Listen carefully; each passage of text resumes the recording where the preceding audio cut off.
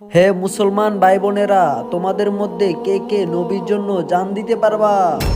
কি কি কি হে মুসলমান ভাই বোনেরা, তোমাদের মধ্যে কে কে নবীর জন্য জান দিতে পারবা? আমি দিব আমার নবীর জন্য যান। আমিও দিতে পারবো আমার নবীজির লেগে যান। হুজুর আপনি শুধু কন, আমি আমার ধন সম্পদ জান মাল যা আছে সব আমার নবীজির নামে দিয়া দিমু। আমি শুধু এই ঘোষণা মুসলমানদের জন্য দিছি। আরে কি কইতাছেন আপনি? আমরা সবাই এই জায়গায় মুসলমান। হুজুর, আমার বাপ দাদা 14 গোষ্ঠী সবাই মুসলমান। না, আমাদের নবীজির একদিনের মুসলমানের কোনো দরকার নাই। আরে হুজুর কি কইতাছেন আপনি এইগুলা? ফজর থেকে এশার পর্যন্ত সব মসজিদ খালি থাকে, তোমাদের জন্য কি শুধু জুম্মার নামাজই ফরজ? আমার মুসলমান ভাইয়েরা, মসজিদ যদি এভাবে খালি পড়ে থাকে তাহলে কিয়ামত খুব নিকটে চলে আসবে। আমার প্রিয় মুসলমান ভাইয়েরা, এখনো সময় আছে, সবাই নামাজ পড়ো।